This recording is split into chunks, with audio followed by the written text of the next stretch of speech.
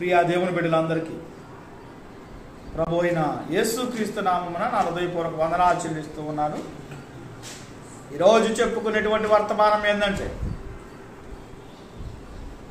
కోపము వల్ల కలుగు నష్టాలు. కోపం వల్ల కలిగే నష్టాలండి. ఈ లోకంలో నష్టపోతా ఉంటారండి. ఏ విషయాల్లో నష్టపోతారు?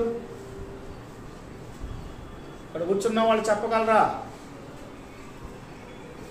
ఏ విషయాల్లో నష్టపోతారు ప్రజలు?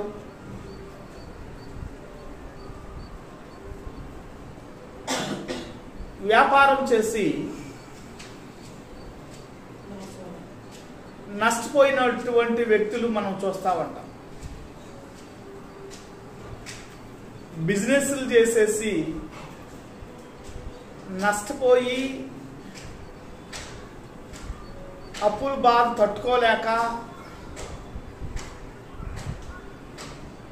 కుటుంబ సమేతంగా చచ్చిపోయేటువంటి వ్యక్తులు మనం ఈ లోకంలో చాలా మందిని మనం చూసే ఉంటాం. నష్టపోతా ఉంటారండి చాలా మంది లోకంలో.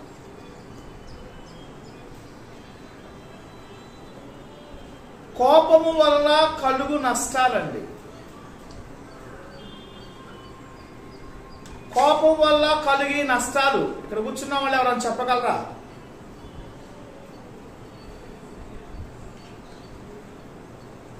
భార్య మీద కోపడతా ఉంటారు, భర్త మీద కోపడతా ఉంటారు, బిడ్డల మీద కోపడతా ఉంటారు, తల్లిదండ్రుల మీద కోపడతా ఉంటారు, బంధుమిత్రాదులు మీద కోపడతా ఉంటారు, స్నేహితుల మీద కోపడతారు, ఇరుగు పొరుగు వారి మీద కోపడతా ఉంటారు, ఆత్మీయుల మీద కోపడతారు, యజమానుడి మీద కోపడతా ఉంటారు. ఏమండి? కోపం నష్టానికి, కోపం ఇబ్బందులకు గురైపోతూ ఉంటారు. కోపం అనేకమైన అనర్థాలకు గురైపోతూ ఉంటారు. కోపము గొడవలకు దావదీస్తూ ఉంటుంది. కోపము శత్రుత్వాన్ని పెంచుతూ ఉంటుంది. కుటుంబంలో కోపడతా ఉండాలనుకోండి, కుటుంబం ఏమైపోయింది? కుటుంబంలో చిన్నదాని పెద్ద కోపడతా ఉంటారు అనుకోండి, ఏమైపోయింది? కుటుంబం చల్లా చెదురైపోయింది. భార్యాభర్తల మీద కోపడతా ఉన్నారు అనుకోండి, భార్యాభర్తలు ఏమైపోతారు? ఇద్దరు కోపడతా ఉంటారు అనుకోండి, ఏమైపోయింది? కుటుంబం భార్యాభర్తలు ఇద్దరు ఏమైపోతారంటే దూరం అయిపోతారు. దేశాల మీద దేశం కోపతాపాలు కలిగి ఉన్నారనుకోండి, దేశాల మీద దేశం కోపతాపాలు కలిగి ఉన్నారనుకోండి, దేశం ఏమైపోయింది? నాశనం అయిపోయింది. దేవుడి మీద కోపడితే ఏమండి? దేవుడి మీద కోపడ్డావు అనుకో, మనం ఏమైపోతాం? నష్టానికి గురైపోతాం.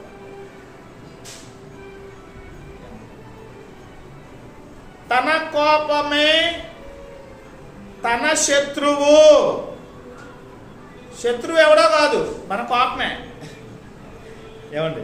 మన కోపపడటం వల్ల ఆ కోపమే మనిషికి ఏమైపోయిద్దయ్యా అంటే శత్రువు అయిపోయింది. శత్రువు ఏం చేస్తాడు చెప్పండి? శత్రువు ఏం చేస్తాడు? ఎక్కడ దొరుకుతాడా? వాడు పొంచి ఉంటాడండి.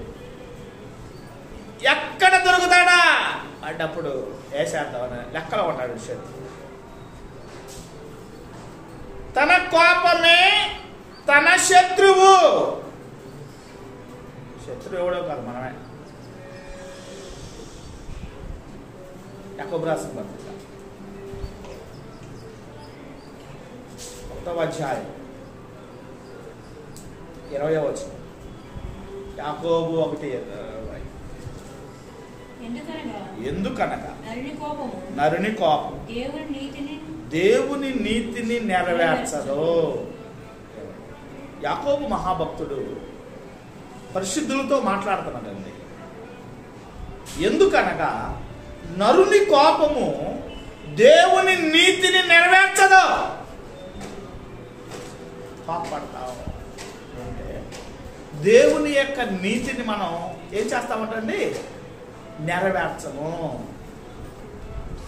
కోపం చాలా అనర్థాలకు దావదీసింది. కోపం, నరుని కోపము దేవుని నీతిని నెరవేర్చదు. దేవుని యొక్క నీతిని నెరవేర్చదంటండి. నరుని కోపం దేవుని నీతిని నెరవేర్చదు. ఆజ్ఞ అతిక్రమమే పాపము. పాపం వల్ల వచ్చు జీతం మరణం. కోపపట్టం వల్ల దేవుని నీతిని నీవు నెరవేర్చవు, అది పాపమే. పాపము ఎలాంటిదంట? పాపము, నరుని కోపము దేవుని నీతిని నెరవేర్చదు. ఎఫెసీ రాసిన పత్రిక 4వ అధ్యాయం 26వ వచనం. కోపపడుడి గాని పాపము చేయకుడి, సూర్యుడు అస్తమించు వరకు నీ కోపము నిలిచి ఉండకూడదు, అపవాదికి చోటు ఇయ్యకుడి. మన కోపం ఏమండి? మనం కోపపడతామండి. దేవుని యొక్క వాక్యం కూడా పౌలు గారు పరిశుద్ధులతో ఏమని మాట్లాడుతుందంటే, కోపపడుడి గాని పాపము చేయకుడి. వచ్చింది ఏమండి? కోపం రానుడు ఎవడు ఉన్నాడు? కోపం వచ్చిందండి. ఎందుకు కోపడ్డావు అన్నావు అనుకో, నాకు బీపీ ఉందండి, టాబ్లెట్ బీపీ ఉంటే ఏం చేయాలి? ఏం చేయాలండి? బీపీ ఉంటే నీకు టాబ్లెట్ తగ్గిపోయింది. బీపీ లేదు నీకు, అయినా కోపడుతున్నావు అనుకో, నువ్వేం వేసుకోవాలి? ఏం వేసుకోవాలి? నువ్వు దేవుని వాక్యం అనేటువంటి టాబ్లెట్ వేసుకోవాలి. దేవుని వాక్యం అనే టాబ్లెట్ వేసుకున్నావు అనుకో, కోపం వచ్చిద్దా? అసలు రాదండి, చచ్చానికి రాదండి. ఎప్పుడైతే దేవుని వాక్యం అనే టాబ్లెట్ నీలో ఎప్పుడైతే ఉండదా, నీలో ఆటోమేటిక్ ఏమొచ్చిందండి? కోపం అనేకమైనటువంటి నష్టాలకు గురైపోయిందండి.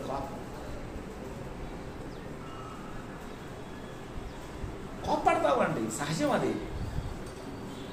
కోపం వచ్చింది. భూమి మీద ఉన్న ప్రతి మానవుడికి వచ్చింది కోపం. ఎప్పటి వరకు ఉండాలంట కోపం? సూర్యుడు అస్తమించు వరకే నీ కోపం ఉండాలి. సూర్యుడు అస్తమిస్తాడండి, ఉదయిస్తాడు ఉదయాన్నే, సాయంకాలానికి అస్తమిస్తాడు. కనపడ్డండి వాడు. సూర్యుడు కనపడతాడా? కనపడ్డు. మన కోపం కూడా ఎలా ఉండాలంటే, కోపపడండి కానీ పాపము చేయకుడి. మీ కోపము సూర్యుడు అస్తమించు వరకే ఉండాలి. ఆ రోజు వరకే ఉండాలి. ఏమండి? నీ కోపము ఎప్పటి వరకు ఉండాలి? ఆ రోజు వరకే ఉండాలి. సూర్యుడు అస్తమించు వరకే ఉండాలి. కానీ సంవత్సరాల తరబడి సంవత్సరాలు అంతరింద్రియాలలో పేరుకుపోయి ఉండకూడదు. ఆ కోపం పెరిగిపోయిందనుకో, ఎవరికి చోటు ఇచ్చినట్టు? అపవాదికి చోటు ఇయ్యకుడి. కోపపడుడి గాని పాపము చేయకుడి. మీ కోపము సూర్యుడు అస్తమించు వరకే ఉండాలి. అపవాదికి చోటు ఇయ్యకుడి. అపవాదికి చోటు ఇవ్వకూడదు. నీలో కోపము సంవత్సరాలు నీ హృదయంలో నీ అంతరింద్రియాలలో పేరుకుపోయింది అనుకో, నువ్వు ఎవరికి చోటిచ్చినట్టు? దేవుని వాక్యానికి కాదు సుమి. ఎవరికి చోటిచ్చావు నువ్వు? కోపం ఉందంటే సంవత్సరాల తరబడి రోజుల తరబడి కోపము నీలో పేరుకుపోయిందంటే నీ అంతరింద్రియాలలో ఏమండి దాగున్నదంటే ఎవరికి చోటిచ్చినట్టు? అపవాది. కోపడుతున్నావంటే సంవత్సరాల తరబడి కోపపడుతూ జీవిస్తూ ఉన్నావంటే నువ్వు ఎవరికి చోటిచ్చావయ్యా అంటే అపవాదికి. దేవుని బిడ్డలో అయినటువంటి మనం అపోస్తలుడైన పౌలు గారు ఎఫెసీ పట్టణంలో ఉన్నటువంటి పరిశుద్ధులకు క్రీస్తు సంఘ బిడ్డలతో ఏమని మాట్లాడుతున్నారంటే, కోపపడండి కానీ పాపం చేయొద్దు. కోపం ఏం చేసిద్దండి? పాపానికి దావతీస్తుందండి. చెప్పే కదా, ముందే చెప్పా, చాలామంది గురించి నేను చెప్పాను. కోపపడటం వల్ల అనేకమైన అనర్థాలు గురైపోతామండి, అనేకమైన నష్టాలు గురైపోతామండి. మనం బంధువులు దూరం అయిపోతాము, రక్త సంబంధులు దూరం అయిపోతాము, కుటుంబానికి దూరం అయిపోతాము, భార్య బిడ్డలకు దూరం అయిపోతాము, స్నేహితులకు దూరం అయిపోతాము, ఏమండి అన్నదమ్ముళ్ళకు దూరం అయిపోతాము, అక్క చెల్లెళ్ళకు దూరం అయిపోతాము, ఏమండి గ్రామానికి దూరం అయిపోతాము. కోపపడటం వల్ల. కోపం మనిషిని ఏం చేసిద్దయ్యా అంటే నష్టానికి దావతీస్తుంది. మన కోపం ఎప్పటి వరకు ఉండాలంటే, కోపపడండి, అది సహజ మానవ జీవితం, అది కోపపడతా ఉంటారు. కానీ పాపం చేయకూడదండి. కోపం వచ్చిందని ఏదండి ఇంత రోకల పని తీసుకుని నెత్తివేసి కొట్టకూడదండి. అర్థమవుతుందండి? ఎద్దు కట్టివేయబడినటువంటి ఎద్దు ఏం చేస్తుందండి? ఏం చేస్తుంది? అది అనేక మందిని పొడుచుకుంటూ వెళ్ళిపోయిందండి. అది గుదిబండ కట్టాలి, దానికి కట్టాలి, దాన్ని కట్టేస్తే అది ఇంకా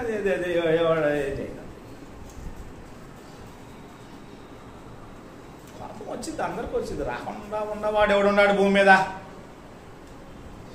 కోపం రానుడు ఎవడున్నాడు? అందరికి వచ్చింది. కానీ పాపం చేయకూడదండి. కోపం వచ్చింది కానీ కోపడు, జారకో మాట అది జారు. బురద అంటుకుంది, బురదకు పోయిద్దండి. నెలతో కడుక్కుంటే బురద పోయిద్దండి. మాట సారేవనుకో, మాట ఎలాంటిదయ్యా అంటే అగ్ని వంటిది. ఒక్క అగ్గిపుల్ల అడివంతా తగలబెట్టిద్దండి. గుర్రానికి కళ్ళెం ఉండాలండి. కళ్ళెం లేకపోతే గుర్రం ఏం చేసిద్దండి? ఎక్కినోడిని గొంతలోన ఎక్కడ కింద పడ దగ్గర తొక్కి పడి నొక్కింది, చంపేసింది వాడిని. గుర్రానికి కళ్ళెం చాలా ప్రాముఖ్యం. గుర్రానికి కళ్ళెం లేదనుకో, అది నీ మాట ఎంతో. ఒక క్రైస్తవుడికి దేవుని వాక్యం అనేటువంటి కళ్ళెం ఉండాలి. నోటికి కళ్ళెం లేదనుకో, దాని ఇష్టం అనమాట. ఇంకా నరం లేదు కదా దానికి. ఏదైనా మాట్లాడిద్ది అది. అసలుకి అన్నిటికీ నరాలు ఉంటాయి. అన్ని అవయవాలకు నరాలు ఉంటాయి, కానీ నాలుగు నరం లేదంటాడండి. అది ఇష్టం వచ్చినట్టు మాట్లాడుతూ ఉండిద్దండి, అదిరి పడతా ఉండిద్దండి. నాలుగును స్వాధీనం చేయాలంటే నీకే నోట్లో ఏముండాలయ్యా అంటే కళ్ళెం, వాక్యం అనే కళ్ళెం. గుర్రానికి కళ్ళెం ఉంటేనే గుర్రం మన మాట వినేది. పెద్ద పెద్ద వాళ్ళు ఉంటాయండి సముద్రంలో. 2 అంతస్తులు, 3 అంతస్తులు, 4 అంతస్తులు, 5 అంతస్తులు, 6 అంతస్తులు, 10, 20, 20, 30 చాలా అంతస్తులు వాళ్ళు. ఆ వాళ్ళన్నీ కూడా వాడ నాయకుని చేతిలో ఉండిద్దండి. చుక్కాని ఉండిద్దండి. అంటది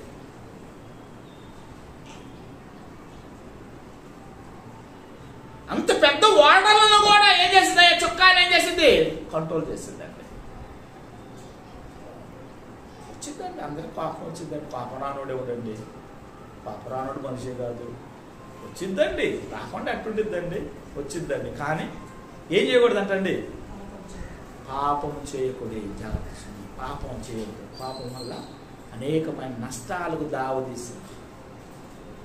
కోపపడండి కానీ పాపం చేయాలి. మీ కోపము సూర్యుడు అస్తమించు వరకే ఉండాలి.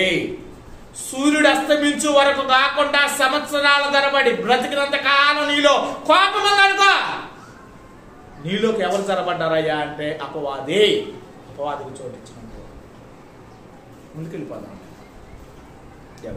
సామెతల గ్రంథం 29వ అధ్యాయం 11వ వచనం.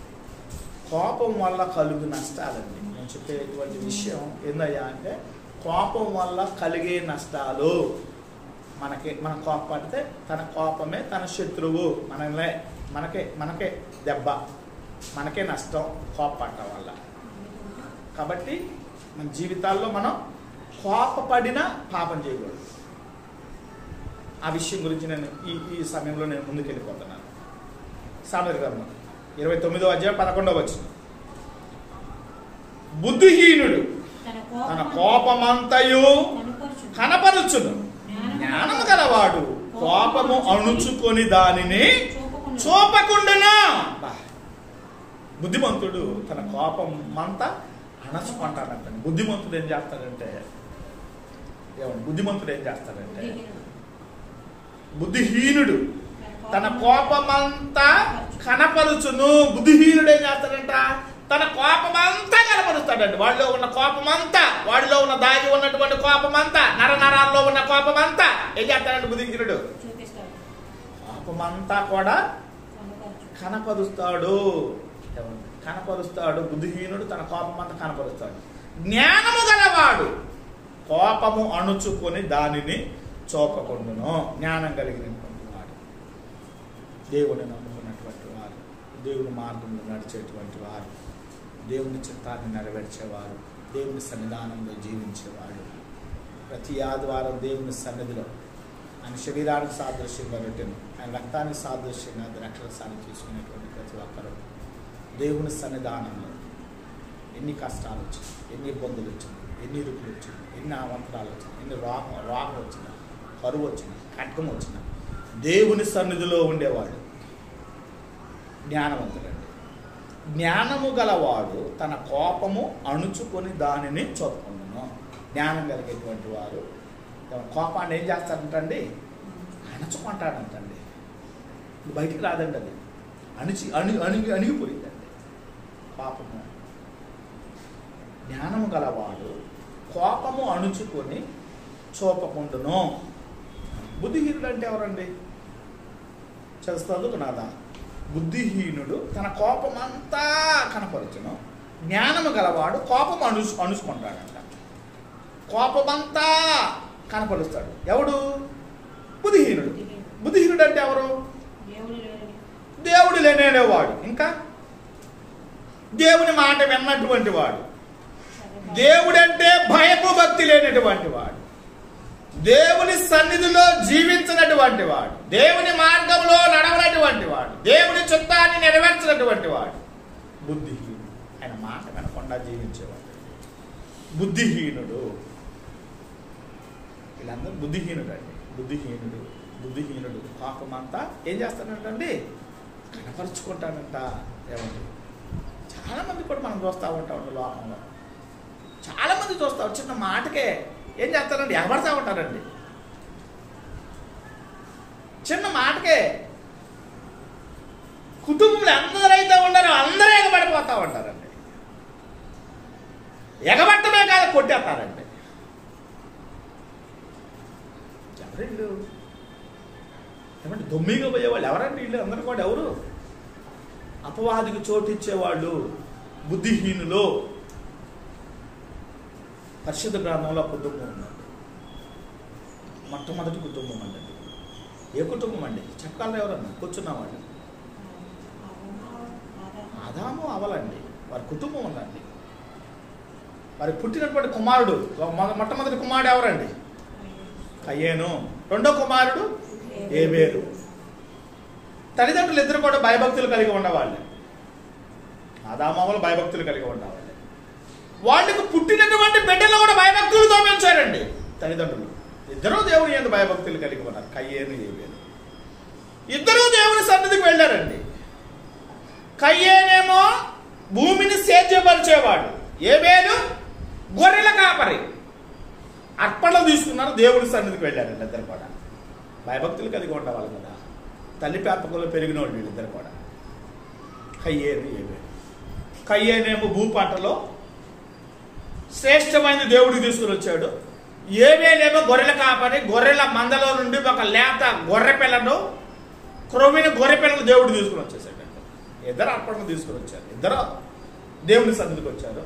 ఇద్దరు దేవుని సన్నిధికి అర్పణలు తీసుకుని వచ్చేసారు. ఇద్దరి అర్పణల్లో దేవుడు ఎవరి అర్పణ అంగీకరించాడు? ఏబేలు యొక్క అర్పణ అంగీకరించాడండి. ఏబేలు యొక్క అర్పణ అంగీకరించగలనే కయ్యేనికి ఏమొచ్చింది? కోపం వచ్చిందండి. ఆదికాండం 4:5 అండి, చదవండి. ఆదికాండం 4:5 కయ్యేను అతని అర్పణను ఆయన లక్ష్య పెట్టలేదు కాబట్టి కయ్యేనుకు మిక్కిలి కోపము వచ్చి అతడు తన ముఖము చిన్నబుచ్చుకొని యెహోవా కయ్యేనుతో నీకు కోపమేలా, ముఖము చిన్నబుచ్చుకొని ఉన్నావేంటి? చూసారండి, ఇక్కడ మనం చూసినట్లయితే కయ్యేను అర్పణ దేవుడు ఎప్పుడైతే అంగీకరించలేదు, ఏబేలు యొక్క అర్పణ ఎప్పుడైతే దేవుడు అంగీకరించాడు, కయ్యేనికి ఏమొచ్చిందండి? ఏ కోపం వచ్చిందండి? మిక్కిలి కోపము వచ్చి, కయ్యేనుకు మిక్కిలి కోపం వచ్చిందండి. మిక్కిలి కోపం పడ్డాడండి, బాగా కోపం పడ్డాడు. లోకం చిన్నపుచ్చుకున్నాడు. దేవుడు నా తమ్ముడిని ఆశీర్వదించండి ఏంటి? నేను పెద్దోడు కదా ఇంటికి, నన్ను ఆశీర్వదించలేదేంటి? నా తమ్ముడిని ఆశీర్వదించాడేంటి? ముఖం చిన్నపుచ్చుకున్నాడండి, ముఖం అంతా మాడిపోయిందండి పాపం. ఆ కుటుంబం లేకనే కాదులేండి, ఈ లోకంలో ఉన్న కుటుంబాలు కూడా అలాగే తెచ్చినాయి. లోకంలో కుటుంబాలు కూడా అలాగే ఉండేయండి. మొట్టమొదటి కుటుంబం ఉంది కదా, ఆదాము వాళ్ళ కుటుంబం. ఆ కుటుంబమే కాదు, ఈ లోకంలో ఉన్న కుటుంబాలన్నీ కూడా అట్టే చచ్చినాయి. చిన్నోడిని ఆశీర్వదించాడని పెద్దోడు ఏం చేశాడండి? మిక్కిలి కోపగించుకున్నాడంట, ముఖం చిన్నబుచ్చుకున్నాడు. ఇద్దరు వెళ్ళిపోయారు ఇంటికి. కయ్యేను ఇంటికి వెళ్ళాడు, ఏబేలు ఇంటికి వెళ్ళాడు. ఏబేలు పొలములో మందను కాయుచూ ఉండగా కయ్యేను ఏం చేస్తాడండి? మీద పడ్డాడంట. బాగా బలంగా ఉండుంటాడు. మీద పడి ఏం చేస్తాడంటే చంపేశాడండి. కోపం మనిషిని ఏం చేసిద్దండి? చంపేసిద్దండి, ప్రాణం తీసిద్దండి కోపం.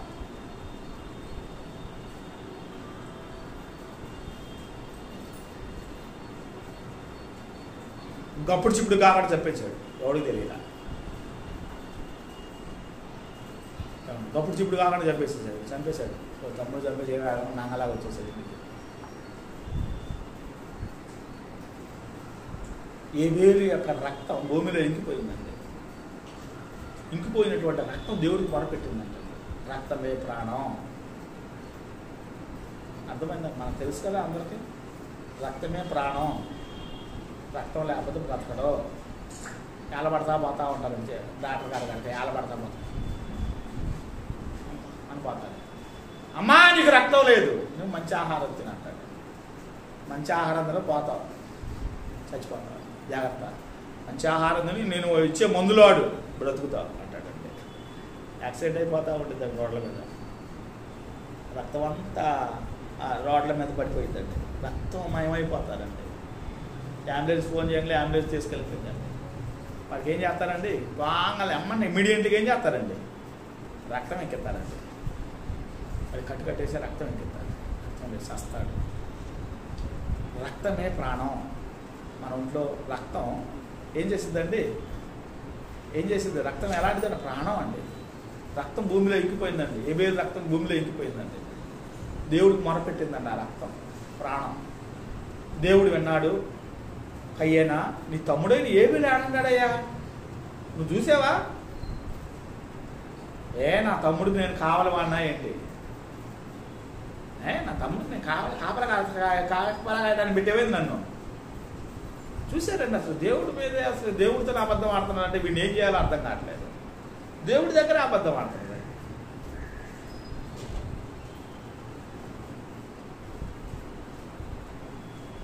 నా తమ్ముడికి నేను కావాలి వాడినా?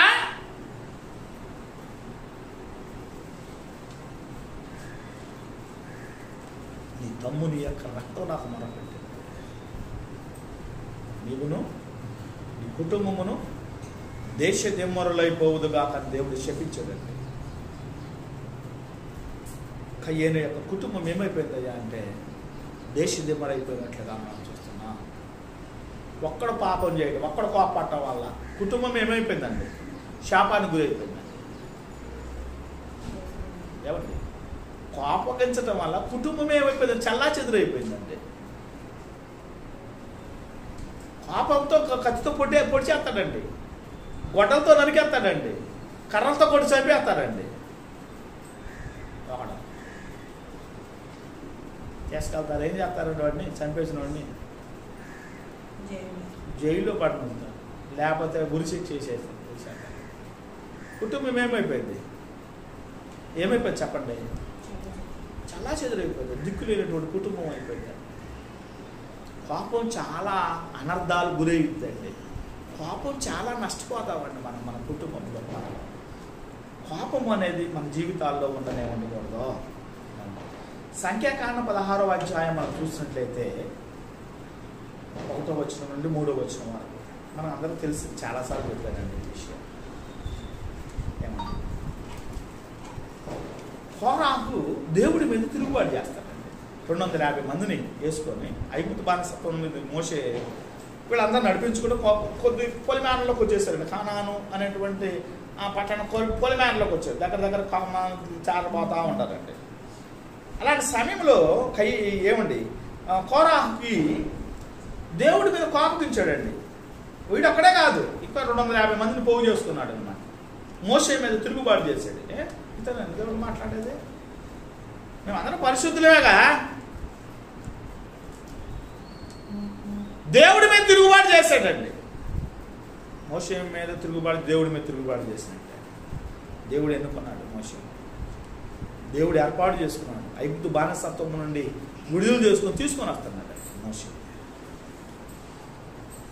ఎన్నుకున్నాడు. భూమి మీద ఉన్న వారందరిలో మిక్కిలి సాత్వికుడు మోసే. నా ఇల్లంతటిలో నమ్మకమైన వాడు మోసే. తీసుకొని వస్తా ఉన్నటువంటి సమయంలో మోసే మీద తిరుగుబాటు చేశాడండి కోరాహు 250 మంది. దేవుడు ఏం చేశాడు? దేవుడు భూమి నోరు తెరసి వారి ప్రాణాలతోనే కోరాహును 250 మందిని ఏం చేసిందండి? మింగేసింది. సజీవులుగానే, ఎవరు సజీవంగానే మింగేసిందండి భూమి. పాతాళంలోకి ఎవరు పోయేది? పాతాళంలోకి ఎవరు పోయేది? ఎవరు తెరగని వాళ్ళు చచ్చేవాళ్ళు, చచ్చిపోయిన వాళ్ళు పాతాళానికి వెళ్ళిపోతారండి. వీళ్ళు బ్రతికుండగానే వెళ్ళిపోయారండి పాతాళానికి. దేనికి వెళ్ళిపోయారండి? దేవుడి మీద తిరుగుబాటు చేశారు. దేవుడి మీద తిరుగుబాటు చేశారండి. ఎవరిని వదలడో దేవుడు ఎవరిని వదలడో. మోషే మీద ఇంకొకళ్ళు కూడా తిరుగుబాటు చేశారు. ఎవరు? మిరియాం అండి. మిరియాం కూడా తిరుగుబాటు చేసిందండి. మిరియానికి ఏమొచ్చిందండి? కుష్టి వచ్చినట్లుగా మనం చూస్తున్నాం. కోపగించటం వల్ల మనము అనేకమైన నష్టాలకు దావతీస్తుందండి. ఆ కోపం నరుని ఏమండి దేవుని నీతిని నెరవేర్చదండి. ఆ కోపం సైతానికి చోటించినట్టండి మనం కోపగించడం వల్ల. ఆదికాండం 39వ అధ్యాయం 19-20 వచనాలు చూసినట్టండి. అక్కడ ఒక వ్యక్తి కోపడతాడు. ఎవరండి? చదవండి 19. కాబట్టి అతని యజమానుడు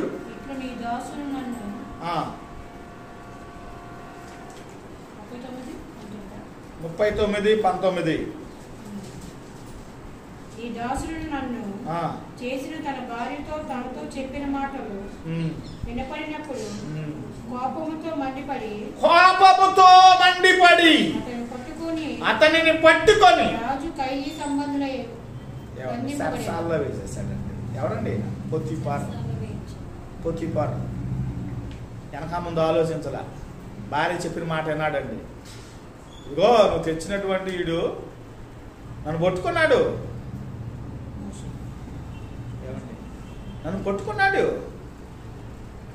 నన్ను పాడు చేయబోయాడు అని లేనిపోయిన మాటలన్నీ చెప్పేసేసింది మొగుడు రాను భర్తకి. పాపం యోసేపు యథార్థవంతుడండి. యోసేపు రావటం వల్లే పొతిఫర్ ఇంట్లోకి పొతిఫర్ యొక్క కుటుంబం ఆశీర్వదింపబడిందండి. పొతిఫర్ యొక్క కుటుంబం ఆశీర్వదింపబడిందండి యోసేపు రావటం వల్ల. దాసుడుగా రావటం వల్ల, పనుడుగా రావటం వల్ల ఆ పొతిపొరి యొక్క కుటుంబం ఆశీర్వదింపబడింది. కుటుంబం అన్ని ఆశీర్వదించాడు దేవుడు. దేవుడు ఏ పని చేస్తాడు ఆ పనిని దేవుడు గొప్పగా ఆశీర్వదించగలనే. పొతిపొరి ఏం చేశాడంటే ఇంటి ఇంటి యజమానుడిగా ఏర్పాటు చేశాడు. మొత్తం ఆహారం తిని వెళ్ళిపోవడం తప్పితే ఆయన ఇంకా ఏం పని చేసేవాడు కదండి. మొత్తం సర్వ హక్కులన్నీ కూడా యోసేపుకు అప్పగించాడండి పొతిపొరి. యోసేపు ఏమండి నమ్మకంగా ఉన్నాడు, దేవుని యందు భయభక్తులతో ఉన్నాడు కాబట్టి ఆ కుటుంబాన్ని దేవుడే ఆశీర్వదించాడు. యోసేపు ఎప్పుడైతే ఆ కుటుంబంలోనికి పనివాడిగా రావటం వల్ల ఆ కుటుంబాన్ని దేవుడు ఏం చేశాడంటే ఆశీర్వదించాడు. పొతిపొరి యొక్క భార్య ఏం చేసిందంటే యోసేపు మీద కన్నేసేసింది. ఎప్పుడు ఏమండి బలాత్కారం చేయాలని చూసిందండి. ఏమండి అయినా కూడా ఒప్పలేదండి. ఎవరు లేని పక్షాన కొట్టుకుందండి యోసేపుని. కానీ నీ యజమానుడు అన్నీ నాకు అప్పగించాడు, కానీ నిన్ను నాకు అప్పగించడా. చొక్కా పట్టుకుందండి, నాతో చేయనిస్తావా లేదండి. చొక్కా కూడా వదిలేసి బయటికి వెళ్ళి పారిపోయాడండి. ఆ చొక్కా పట్టుకొని ఉందనమాట మొగుడు రాగానే. ఇదిగో నువ్వు తెచ్చినటువంటి దాసుడు నన్ను పట్టుకున్నాడు, ఇదిగో చొక్కా అని చూపించగలనే. పొతిపొరికి ఏమొచ్చిందండి? ఎక్కిరి కోపం వచ్చేసిందండి. యోసేపుని ఏం చేశారండి? చెరసాలలో వేయించినట్లుగా మనం చూస్తున్నాం. తీరా యోసేపుని అల్లుడుగా చేసుకున్న తర్వాత ఇంకా మనం చూస్తే యోసేపునే అల్లుడుగా చేసుకుంటామండి. తన కుమార్తెను యోసేపు యొక్క ఏమండి పొతిపొరి యొక్క కుమార్తెను యోసేపు ఇచ్చి వివాహం చేసుకున్నట్లు మనం యోసేపు ఆ ఐగుప్తు దేశం అంతా గొప్ప అధికారిగా ఉండినట్లుగా మనం చూస్తాం. ఇంకా మనం చూస్తుంటే సంఖ్యాకాండం 22:27 సంఖ్యాకాండం 22:27 బిలాము గాడిద మీద పెడతా ఉన్నటువంటి సమయంలో బిలాము ఏం చేస్తాడండి? గాడిద మీద కోపముతో మండిపడి అతని చేతిలో ఉన్నటువంటి గాడిదను కొట్టేసేసాడు. మండిపడ్డాడంటండి. ఎవరి మీద మండిపడ్డాడంటండి? బిలాము గాడిద మీద మండిపడ్డాడండి. ఎందుకు మండిపడ్డాడు గాడిద మీద? కింద పడేసాడు. గాడిద ఎక్కినటువంటి బిలాముని కింద పడేసిందండి. కాలు ఒత్తుకుపోయిందండి గోడ కాలు. ఎందుకు పడేసింది? కోపం వచ్చిందండి. కింద పడేసిందని గాడిద. బిలాంకి ఏమొచ్చిందండి? కోపం వచ్చింది, మండిపడ్డాడు. కోపం వస్తే అది వేరండి, కోపం సహజంగా వచ్చిందండి. మండిపడ్డాడు అంటండి. చేతులను కడత పేరు మీద కొట్టించాడు గాడి. నన్ను కొడుతున్నావేంటి? అసలుకి నువ్వు ఎప్పుడన్నా నిన్ను పడేసాను కింద? నిన్ను ఎప్పుడన్నా పడేసాను కింద? పడేయలేదు అంటాడండి. మరి ఎందుకు నన్ను కొడుతున్నావు? అదిగో దేవుని దూత ఖడ్గం పట్టుకొని ఉందా నిన్ను చంపడానికి, అందుకు పడేసా. కళ్ళు తెరవకుండా ఎదురు కనపడతారండి. దేవుని దూత ఏం చేస్తాను? ఖడ్గం పట్టుకొని బిలామును చంపాలని మండిపడ్డాడు. పాపం వచ్చిందండి. పాపం వచ్చిందండి. బుద్ధిమంతుడు ఏం చేస్తాడంటండి? జ్ఞానం కలిగిన వాడు ఏం చేస్తాడండి? కోపాన్ని ఏం చేస్తాడంటండి? అణచుకుంటాడు. బుద్ధిహీనుడు కోపాన్ని కనపరుస్తాడంటండి. బిలాము కూడా అంతేనండి. మండిపడ్డాడండి, గాడిద మీద మండిపడ్డాడండి. కొట్టేస్తున్నాడండి గాడిదని. పాపం సహజంగా వచ్చింది. బాగా మండిందండి. బిలాముకి ఏం మండింది? పాపం బాగా మండంగా ఏం చేస్తున్నాడండి? గాడిదని కొట్టేసేసాడు. గాడిదకు వాక్కులు ఇచ్చాడు దేవుడు. ఎవరికి ఇచ్చాడు వాక్కు? గాడిదకి ఇచ్చాడండి. ఏంటి నన్ను కొడుతున్నా? నన్ను కింద పడేసావు కదా అంటున్నాడండి. నిన్ను ఎప్పుడైనా పడేసాను కింద? నువ్వు నా మీద ఎక్కావు, 2 సంవత్సరాలు ఎక్కుతున్నావు కాబట్టి నేను కింద పడేసాను. ఎప్పుడైనా పడేసానా? అనగానే పడేయలేదు అంటాడండి. ఎందుకు పడేసాను నిన్ను? అదిగో దేవునితో ఖడ్గం పట్టుకున్నది నిన్ను చంపడానికి. ఎందుకు పడేసా?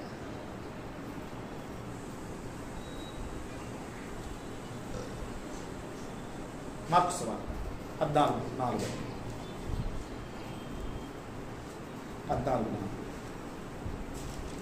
మార్కు సువార్త 14వ అధ్యాయం 4వ వచనం. అయితే కొందరు కోపపడి ఈ అత్తరు ఇలాగూ నష్టపరచనేలా.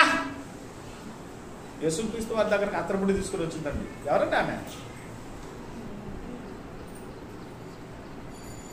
యేసుక్రీస్తు వారికి అత్తరుబుడ్డి తీసుకొని వచ్చింది. విలువైన అత్తరండి, చాలా కాస్ట్ అత్తరు. ఎవరండి ఆమె? చెప్పండి, ఎవరండి ఆమె? ఏం చెబితే ఏస్తాంటావు? నేను ఏం చెప్పితే ఏస్తాంటావు? ఎందుకు అసలు వెనక నుండి పోయిందిగా. ఎవరండి ఆమె? పాపాత్మురాలైన స్త్రీ ఉంది. ఆ పేరు కూడా ఇంకొక చోట రాయబడింది. ఏం పేరు? ఏం పేరు ఆ పేరు? మరియా. మరియా బాగా విలువైన అత్తరు. యేసుక్రీస్తు తల్లి కాదు ఏమే. యేసుక్రీస్తు తల్లి కాదు, వేరే మరియా. మరియలు చాలా మంది ఉన్నారు. బైబిల్ 6 ఉన్నారు మరియలు. 6 మరియల్లో ఈమె మరియా, పాపాత్మురాలైన స్త్రీ. విలువైన అత్తరు తీసుకుని వచ్చిందండి. యేసయ్యకి అభిషేకించిందండి. చాలా కాస్ట్, చాలా కాస్ట్. చూసారండి, యేసయ్య మీద అభిమానం అలాంటిదండి. మనకు ఉందో లేదో నాకు తెలియదు కానీ, ఏమండి, మనకు ఉందో లేదో నాకు తెలియదు కానీ ఈయనకు ఉందండి. ఏ అభిమానం ఉంది? వచ్చిపోయే అభిమానం కాదు, దేవుని సన్నిధికి వచ్చిపోయే అభిమానం కాదండి యేసయ్య పట్ల. ఆ అభిమానాలు, చాలా అభిమానాలు ఉంటాయి యేసయ్య పట్ల.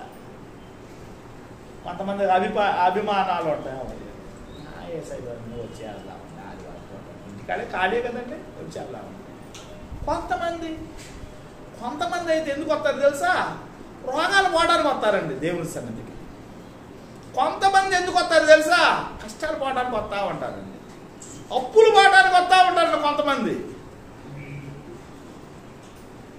క్యాజువల్ సంవత్సరాల పంటలకు పబ్బాలకు వస్తూ ఉంటారు. కొంతమంది మచ్చలు వేసుకోవడానికి కొంతమంది వస్తారు. ఆ లిస్టులో ఏం లేదు అసలు. ఈ అభిమానం చూడండి, అప్పుడు యేసయ్య పట్ల అభిమానం చూడండి. యేసయ్య దగ్గరకు వచ్చింది, ఏం చేసిందంటే మొట్టమొదట యేసయ్య పాదాలు పట్టుకుంది, కన్నీళ్లతో యేసయ్య పాదాలను కడిగేసింది, తల వెంట్రుకలతో యేసయ్య పాదాలను తుడిసేసింది, యేసయ్య పాదాలను ముద్దు పెట్టుకుంది.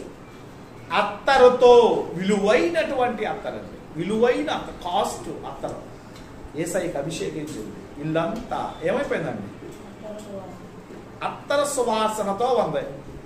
ఇల్లంతా కూడా ఎలా ఉందండి? ఎలా ఉందండి? అత్తర సువాసనతో నిండి ఉన్నది. చిన్న సెట్ కొడితే చాలు మనకేమొచ్చిందండి? స్ప్రే వర్క్ అంటే చేసేవనుకోండి, వాసన వచ్చిందండి, మంచి వాసన వచ్చింది.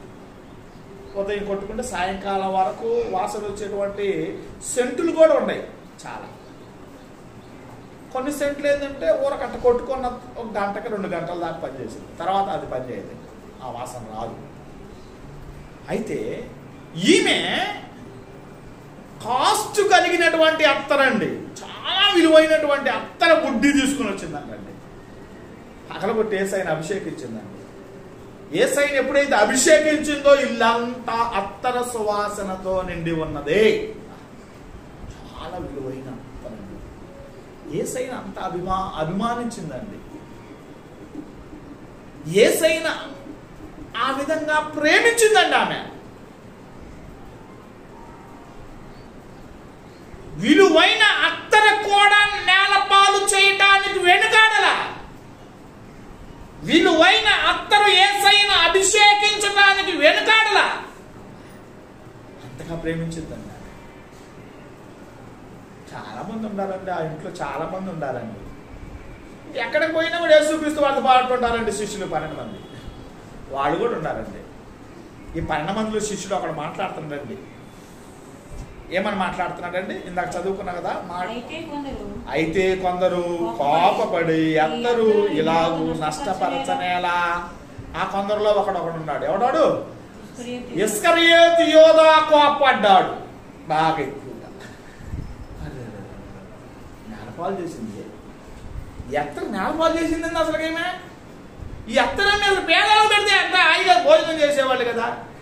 పేదవాళ్ళ మీద అభిమానంతో కాదు వీడికి. ఎవరి మీద అభిమానంతో? డబ్బు మీద అభిమానంతో. డబ్బు ప్రేమ. ఆ డబ్బు ఇస్తే సంచిలో వేసుకున్నా, సగం సంచిలో వేసుకున్నా, సగం ఖర్చు పెట్టాను. నొక్కేద్దాం, సగం నొక్కేద్దాం, సగం ఖర్చు పెడతాం దేవుడు. అలాంటి ఉద్దేశంతో ఇస్కరియోతు యోధ ఏం చేస్తాడండి? కోపడ్డాడు.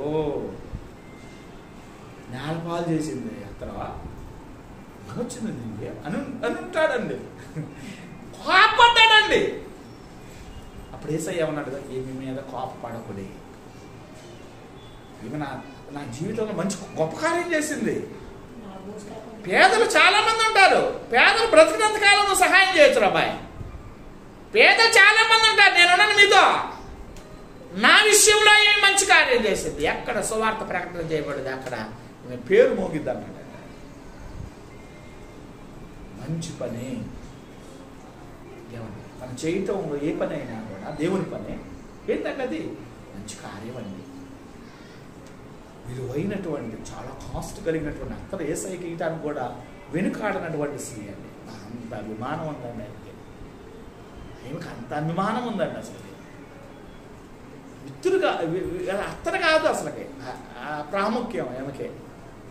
ఏమండి, ఈమెకి అత్తర కాదు ప్రాముఖ్యం, విలువైన అత్తర కాదు, విలువైన అత్తర బుడ్డి కాదు ప్రాముఖ్యం. ఎవరా ప్రాముఖ్యం? యేసయ్య. మనకుందా అభిమానం, ఆ ప్రేమ, ఆ ఆప్యాయత మనకుందా? ఈ స్త్రీకి ఉన్నదండి. అంతగా ప్రేమించిందండి యేసయ్య. కోపడ్డాడు కదండి మనిషి, ఇస్కరియోతు కోపడ్డాడు కదండి. కోపం వల్ల చాలా నష్టానికి గురైపోతామండి. ఎవరు చనిపోనటువంటి చావు ఇస్కరియోతు యోధ పొందాడు. ధనం అండి. ధనము ఏమండి ఏం చేసిందని తెలుసండి? నాశనానికి గురి చేసిందండి. ధనాపేక్ష సమస్త కీడులకు మూలం. ధనాన్ని ఆశించేవనుకో, ధనాన్ని కొట్టుకోవాలని పాపులాడేవనుకో, ధనం నిన్ను చూసి పరిగెత్తింది. అరే పలానా నా కాడికి ఏం చేసిందండి? అది నీ చెక్కకుండా పరిగెత్తిందండి. అది జాగ్రత్త వస్తుంది. ధనం కాదు మనకు ప్రాముఖ్యం. ధనం పోతే ₹1 పోతే ₹1 సంపాదించుకోవచ్చు అండి, ఎప్పుడైనా సంపాదించుకోవచ్చు. కానీ దేవుడే పోయాడు అనుకో నీ దగ్గర నుండి, ఆయన సంపాదించడం చాలా కష్టం అండి. బాగొట్టుకోవద్దండి. సత్యాన్ని అమ్మివేయక దానిని కొని ఉంచుకో అంటదండి తన సందర్భ సామెతలో 25 లాగా. సత్యాన్ని అమ్మివేయక దాన్ని కొని ఉంచుకోమంటాడు. యేసయ్యని నేను పోగొట్టుకోకూడదండి. కోపడ్డాడండి. ఇస్కరియోతు యోధ ఏం చేయబడ్డాడండి? కోపడ్డాడండి. ఎవరు చావనటువంటి చావు చచ్చిపోయినట్లుగా మనం చూస్తున్నాం ధనాన్ని ఆశించడం వల్ల. పశ్చాత్తాపం చెందాడండి. యేసయ్యని నమ్మేశాడు. ఎన్ని నాణ్యాలకి? యేసుక్రీస్తు వారిని ఎన్ని నాణ్యాలకు అమ్మివేశాడు? 30 వెండి నాణ్యాలండి. యోసేపుని 20 వెండి నాణ్యాలకి. యోసేపుని అన్నలో ఎన్ని నాణ్యాలకు అమ్మేశారు? 20 వెండి నాణ్యాలకు అమ్మేశారండి. ఒక బానిసని ఎన్ని నాణ్యాలకు కొనుక్కుంటారండి? 20 వెండి నాణ్యాలకు కొనుక్కుంటారండి. యేసుక్రీస్తు వారిని ఎన్ని నాణ్యాలకు అమ్మేశాడు? ఇస్కరియోతు యోధ 30 వెండి నాణ్యాలు. బాగుపడ్డా? సిల్లు సంచిలో డబ్బు వేసినట్టుగానే ఉండేది. ఏమండి, డబ్బు కోసం బాగులాడితే సిల్లు సంచిలో డబ్బు వేసినట్టుగానే ఉండేది. డబ్బు ఉండదండి, పోతానే ఉండేదండి. అది వీడు ఆశించాడు. ఆ 30 వెండి నాణ్యాలతో అనుభవించాడా? పశ్చాత్తాపం చేదు. గుండె పగిలింది, గుండె నీరైపోయింది, యాదం చెందాడు, అనమటించాడు, కుమిలిపోయాడు. గుండె పగిలే అంత అయింది యేసయ్యని అమ్మంగాలని. ఆ 30 వెండి నాణ్యాలు దేవాలయాన్ని విసిరివేశాడు. ఇంకా నా బ్రతికెందుకని వెళ్ళిపోయాడండి. ఒక తాడు తీసుకుని వెళ్ళిపోయాడు, చెట్టుకు ఉరేసుకున్నాడు. ఉరితాడికే అసహ్యం వేసాడేమో పాపం. ఏమో ఉరితాడు కూడా తెగిపోయిందండి. బండ మీద పడ్డాడు, పట్ట పగిలిపోయింది, పట్టలో ఉన్న పేగులను బయటకు వచ్చినాయండి. భయంకరంగా చనిపోయినట్లుగా మనం చూస్తున్నామండి. లూకాసు వార్తలో కూడా మనం చూసినట్లయితే 6వ అధ్యాయం 11వ వచనంలో అక్కడ ఒక సన్నివేశం జరిగిందండి. యేసుక్రీస్తు వారు అక్కడ జనసమూహం చాలా మంది ఉంటారు. ఆ జనసమూహంలోకి ఒకడు వచ్చేస్తాడండి. ఎవడొచ్చాడు చూద్దామండి. అప్పుడు వాడు వెర్రి కోపముతో నిండుకొని యేసుని ఏమి చేయుమా అని ఒకనితో నొకడు మాట్లాడుకొనుచుండిరి. వెర్రి కోపం వచ్చిందండి. ఎందుకు వచ్చిందో చూద్దామండి. ఏం తప్పు చేస్తే యేసుక్రీస్తు వారు ఏం తప్పు చేస్తే వాళ్ళకి ఎందుకు కోపం వచ్చింది? అక్కడ ఉన్న వాళ్ళకి 6వ వచనం 6:6 లోకాసువార్త 6వ వచనం నుండి 10వ వచనం వరకు. మరి యొక్క విశ్రాంతి దినమున సమాజ మందిరంలోనికి వెళ్ళి బోధించుచున్నప్పుడు ఓస కుడి చెయ్యి గలవాడొకడు శాస్త్రులు పరిసయ్యులను అతని మీద నేరము మోపవలెనని విశ్రాంతి దినము స్వస్థపరచుతాడేమో అని చూసారు. ఇక్కడ అంత సన్నివేశం అంతా మనకు తెలిసినటువంటి ఓస చెయ్యి కలిగినటువంటి వ్యక్తి, కుడి చెయ్యి కలిగినటువంటి వ్యక్తి విశ్రాంతి దినాన్ని వచ్చాడు అనమాట దేవుని సన్నిధికి. చాలా మంది వచ్చారు ఆ దేవుని సన్నిధి. పరిచయులు, శాస్త్రులు, సదుకైక జనసమూహం చాలా మంది వచ్చారు. ఆ జనసమూహంలో ఓస చెయ్యి కలిగినటువంటి వ్యక్తి వచ్చాడండి. కుడి చెయ్యి అంట, కుడి చెయ్యి కూడా రాశాడు అక్కడ. ఓస కుడి చెయ్యి కలిగినటువంటి వాడు వచ్చాడు విశ్రాంతి దినాన. వీడు వచ్చాడు, వీటిని ఖచ్చితంగా స్వస్థపరుస్తాడు ఈయన. ఖచ్చితంగా పట్టుకున్నా విశ్రాంతి దినాన్ని ఏ పని చేయకూడదు కదా. పుల్ల పీసు కూడా పక్క పెట్టడానికి వెళ్ళలేదు కదా. నేను పట్టుకున్నా ఖచ్చితంగా స్వస్థపరుస్తాడు. ఈ వస్త కుడి చేయగలిగినటువంటి వాడు తప్పకుండా ఈయన స్వస్థపరుస్తాడు అని గుర్తెరిగి పొంచి ఉన్నారండి. ఎప్పుడైతే ఆ విశ్రాంతి దినాన్ని ఓచు చేయగలవాడిని మధ్యలో నిలబెట్టాడండి యేసయ్య. నిలబెట్టి స్వస్థత కలుగు చేశాడు, స్వస్థపరిచాడు, స్వస్థత వచ్చేసింది. అప్పుడు అక్కడ ఉన్న జన సమూహం అందరూ కూడా ఏం చేశారండి? ఏం చేశాడు? అక్కడ చదవండి. వెర్రి కోపముతో నిండుకొని యేసుని ఏమి చేయుదమా అని ఒకడినొకడు మాట్లాడుకోండి. వెర్రి కోపం వచ్చింది. విశ్రాంతి దినాన్ని ఎందుకు చేశాడు? ఓసగా కుడి చెయ్యి కలిగినటువంటి వ్యక్తిని స్వస్థత ఎందుకు చేశాడు చెప్పగలరా? అసలు విశ్రాంతి దినాన్ని యూదులు అసలు ఏ పని చేయకూడదు కదా. ఎందుకు చేశాడు యేసుక్రీస్తు వారు విశ్రాంతి దినాన ఓస కుడి చేయగలిగినటువంటి వ్యక్తిని స్వస్థత ఎందుకు చేశాడండి? అసలు విశ్రాంతి దినాన్ని లేకుండా చేయడానికి. అర్థమైందండి. పని చేయకూడదని వాళ్ళు చెబుతున్నారు, పాత నిబంధన చెబుతుంది పని చేయకూడదు. పని చేయకపోతే ఎట్టగా? యాడ్ నుంచి వచ్చింది ఇది చేసుకోవాలి కదా. ఏమండి? విశ్రాంతి దినాన వండుకోవాలి, తినాలి. విశ్రాంతి దినాన పాత నిబంధన విశ్రాంతి దినాన గొర్రె బురదలో ఊబుకుపోతుంది, చిక్కుకొని ఉంది. చిక్కుకొని నీ గొర్రె బురదలో సగం పోయింది, కూరుకుపోతా ఉంది. నువ్వు చూసావు, ఏం చేయాలి? నువ్వు ఏం చేస్తావండి? మన గొర్రె 10,000 రూపాయలు పెట్టి కొనుక్కున్న గొర్రె పిల్లనే ఊబిలో పడింది, సగం దాకా కొత్తికెళ్ళ దాకా వచ్చేసింది. అది ఇక్కడే ఉంది, 2 చేతులు తలకాయ అట్టుంది. నువ్వు చూసావు, ఏం చేస్తావు? పాత నిబంధన ప్రకారం అయితే కాపాడకూడదు దాన్ని. సచ్చినా పర్వాలేదు, ఊరుకు పోయినా పర్వాలా, 50 లక్షలు పెట్టి నువ్వు కొన్నా పర్వాలా. ఏమండి? దాన్ని బట్టికి తీయకూడదు. తీస్తే రాళ్ళు తీసుకుని కొడి చంపేస్తారు. పాత నిబంధన. చర్చికి రాకపోతే, సమాజ మందిరానికి రాకపోతే ఏం చేస్తారండి? రాళ్ళు తీసుకుని కొడి చంపేస్తారు. తల్లిదండ్రులు గౌరవించకపోతే పాత నిబంధన ఏం చేసిందంటే రాళ్ళు తీసుకుని కొడి చంపేశారు. వ్యభిచారం చేస్తే రాళ్ళు తీసుకుని కొడి చంపేసింది. అర్థమైందండి? పాత నిబంధన. ఆ పాత నిబంధన అవన్నీ కూడా కఠినమైనటువంటి ఏమండి అవన్నీ కూడా తీసివేయడానికి యేసయ్య వచ్చాడు ఈ లోకానికి. అర్థమైందండి? రక్షింపబడాలంటే ఆ కాలంలో ఏం చేశారండి? సున్నం చేయించుకునేవాడు. ఆ కాలంలో పాత నిబంధనలో పాపాలు పోవాలంటే ఏం చేసేవాళ్ళు? పాత నిబంధనలో బలు అర్పించి గొర్రెలని, మేకలని, గోవులని, ఎడ్డుల్ని అవి అర్పించి పాపాలు కడిగి వేసుకుంటా ఉండేవాడు ప్రతి సంవత్సరం. అవన్నీ తీసేయడానికి వచ్చాడండి యేసుక్రీస్తు వారు. ఎందుకు వచ్చాడు ఈ లోకానికి? అవన్నీ తీసేయడానికి వచ్చాడు. విశ్రాంతిలో స్వస్థత చేశాడు. ఓస చేయగలిగినటువంటి వాడు, కుడి చేయగలిగినటువంటి వాడు స్వస్థత చేశారు. మండిపడ్డారంట. ఏ మండి ఏంటంటే వీళ్ళకి వెర్రి కోపముతో నిండుకొని, వెర్రి కోపంతో నిండుకున్నారు. ఉదయమంతా నిండుకున్నారు. వెర్రి కోపం వచ్చేసింది. ఏం చేద్దాం, ఇంకొకర్లకి భూమి మీద నేను ఉండటానికి వీల్లేదు అని కొంచెం ఉండినట్లు వెర్రి కోపం వచ్చేసిందండి. చూద్దామండి, ఇంకా వెళ్ళిపోదామండి, ముందుకెళ్దామండి. ప్రసంగి 7:9 అండి. ఆత్రపడి కోపపడవద్దు, బుద్ధిహీనుల అంతరింద్రియముల యందు కోపము సుఖ నిద్ర చేయును. అబ్బా, ఆత్రపడి కోపపడవద్దు, ఆత్రపడకూడదు. ఏమండి, ఆత్రంగా తింటా ఉంటారండి. కరువు కాలం అన్నట్టు ఏం చేస్తారంటే ఆత్రంగా తింటా ఉంటారండి. చినిపోతారండి. చాలా మంది టీవీలో మనం చూస్తూ ఉంటాం. 2 నిమిషాల్లో ఎంతమంది తినేయాలంటా ఉంటారండి. వాడు ఏం చేస్తాడు, ఆత్రంగా తింటాడండి, ఆత్రంగా తినేసేస్తాడండి. మొక్కలు కానీ ఏది పడితే అన్నం కానీ గుడ్లు కానీ మటన్ కానీ 1 నిమిషం 2 నిమిషాల్లో పందాలు పెట్టుకొని తింటా ఉంటారు. ఆత్రంగా తింటే ఏమొచ్చిందండి? ఏమండి, ఏమొచ్చింది? కడుపులో నొప్పి వచ్చింది, అరగదు, సస్తా కూడా పోదప్పుడు. అది అరక్క.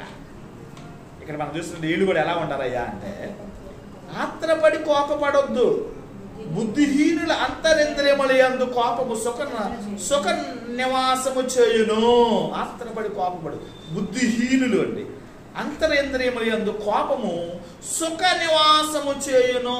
సుఖ నివాసము చేయును. సుఖ నివాసము చేయును. ఏంటిది? కోపం. సుఖ నివాసం. ఇంట్లో నివాసం చేస్తాం మనం, మన ఇంట్లో నివాసం చేస్తామండి. బుద్ధిహీనులు అంతరింద్రియముల యందు, అంతరింద్రియాలంటే శరీరం లోపల ఉన్న భాగాల్లో అంతరింద్రియముల కోపము సుఖ నిద్ర చేసింది. నిద్రపోతా ఉండిద్ది కోపం. ఎప్పుడైతే మేలుకుంటాడో, ఆ నిద్ర నుంచి మేలుకుంటాడో వాడు ప్రతాపం చూడాలండి. ఏమండి, వాడి ప్రతాపం ఏం చేసిందంటే వాడు చూడాలండి. ఇంకా వెళ్ళిపోతా ఉంటుంది. చాలా మంది కూడా అండి, లోకంలో చాలా మంది కూడా అండి, చూడండి అసలుకే కోపం వస్తే వాళ్ళు కొట్టి చంపినా కూడా నిద్రపోడు.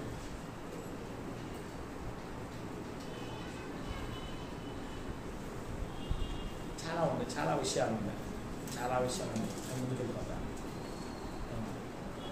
కొత్త కారు కొనుక్కున్నాడండి, చాలా డబ్బులు ఇచ్చి చాలా కొత్త కారు కొనుక్కున్నాడండి ఆయన. కారు రోజు దేవుడి కంటే ఎక్కువగా ప్రేమిస్తాడు, అంతగా ప్రేమిస్తాడు కారుని. బాగా శుభ్రంగా కడుగుతాడు. కొత్త కారు కదా, బాగా కొనుక్కున్నాడు, మంచిగా కొనుక్కున్నాడు, బాగుంది, కారు నీట్గా ఉంది. వాడు పిల్లవాడు, వాడు కొడుకు, ఒకే ఒక కొడుకు అండి, ఒక కొడుకే వాడికి. పెన్సిల్ తీసుకున్నాడు, ఏదో రాద్దామని ఆ కారు మీద పోయి ఎట్టేస్తాను అనుకుంటున్నాడు. చూసాడండి, తండ్రి చూసాడండి, చేతిలో ఏదో పెద్ద రాడ్ ఉందండి, రాడ్ తీసుకుని వేసేసాడండి. తలగదలిగిందండి, కింద పడి గిలగిల తన్నుకులు ఆడుతూ ఉన్నాడండి. హాస్పిటల్ తీసుకెళ్ళి కొన్ని నిమిషాలకు చచ్చిపోయాడు. కోపం ఏం చేసిందయ్యా అంటే నష్టానికి గురి చేసిందండి. కోపం ఏం చేసిందయ్యా అంటే అంతరింద్రియాలలో ఏమండి, ఇక్కడ ఏమని మాట్లాడుతుందంటే ఏమండి, బుద్ధిహీనుల అంతరింద్రియముల యందు కోపము సుఖ నిద్ర చేయును. కోపము బుద్ధిహీనుల అంతరింద్రియముల యందు కోపము సుఖ నిద్ర చేయును. బ్రతికినంత కాలం నిద్రపోతానే ఉండిద్దే. వాడు లేచినప్పుడు చూడాలి, వాడిని ఎవరు పట్టాలి కాదండి, నిద్రపోతా ఉంటాడండి. ఎక్కడ వాడు ఎక్కడనేమో నిద్రపోతున్నాడు, నివాసం చేస్తున్నాడు వాడు. అంతరింద్రియాలు. అంతరింద్రియాలంటే లోపల ఉన్నటువంటి నరాల్లో, గుండెలో, కాలేయంలో, ఏమండి, కిడ్నీల్లో, లివర్లో, రక్తంలో, ఎముకల్లో, నరాల్లో అంతరింద్రియాలండి. అవన్నీ లోపల ఉన్నాయి అంతరింద్రియాలంట. ఇవన్నిటిలో ఏం చేసిందండి, అది నిద్రపోతము, నివాసం చేస్తుందంట. అది జాగ్రత్త సుమి. ఈ కోపం ఎక్కడి వరకు ఉన్నారయ్యా అంటే సూర్యుడు అస్తమించే వరకే ఉన్నది. నరుని కోపం దేవుని నీతిని నెరవేర్చదు. వెళ్ళిపోతాం, ముందుకెళ్ళిపోతాం. 37వ అధ్యాయం, కీర్తన 37వ కీర్తన 8. కోపము మానము, ఆగ్రహము విడిచిపెట్టుము, వ్యసన పడకము, అది నిక్కీడికే కారణము. దానిగా చక్కగా మాట్లాడుతున్నాడండి. కోపము మానుము, ఆగ్రహము విడిచిపెట్టుము, వ్యసన పడకము, అది నీ కీడుకే కారణం. కోపము మానము, ఆగ్రహము విడిచిపెట్టు. వ్యసన పడవద్దు సుమి. దేవుని బిడ్డలం కదా మనం. వ్యసన పడితే అంట అసలు నీకంటే నీ ఎదుటోడిని ఘనంగా ఎంచాలి. అర్థమవుతుందా? సహోదరుణ్ణి ఏం చేయాలండి? నీకంటే, నీ శరీరం కంటే నీ సహోదరుని ఏం చేయాలి? ఘనంగా ఎంచాలి. వాడి ఇల్లు కూలిపోవాలి, వాడు కొట్టుకొని పోవాలి, తుఫానికి నాశనం అయిపోవాలి. కోరుకోకూడదు సుమి. ఎవరు కోరుకోకూడదు? మనం దేవుడు బిడ్డలం. మనం ఇంకెవరు? యేసుక్రీస్తు రక్తంలో కడగబడినటువంటి మనం ఇల్లు కూలిపోవాలి, కొట్టుకుపోవాలి, నాశనం కావాలి, తినడానికి తిండి లేకుండా పోవాలి అనుకోకూడదు సుమి. జాగ్రత్త, జాగ్రత్త సుమి. మనం దాన్ని వ్యసన పడకూడదు. ఎవడి మీద వ్యసనం పడకూడదు. మనకంటే మన పక్కనోడు కుటుంబం ఎచ్చుగా ఉండాలి. మన ఎదుటోడు కుటుంబం ఆశీర్వదింపబడాలి. అందరూ ఆశీర్వదింపబడాలని కోరుకోవాలండి. అందరూ కూడా ఇక్కడ కూర్చున్న ప్రతి ఒక్కరు, దేవుణ్ణి నమ్ముకున్న ప్రతి ఒక్కరు, లోకంలో ఉన్న ప్రతి ఒక్కరు కూడా ఏం కోరుకోవాలి? ఏం కోరుకోవాలి? అందరూ బాగుండాలి. వాళ్ళలో నేను కూడా బాగుండాలి. అందరి గురించి ప్రార్థన చేస్తున్నాం. దేవుని వాక్యం చెబుతుంది, అందరి గురించి ప్రార్థన చేయండి అన్నాడు దేవుడు.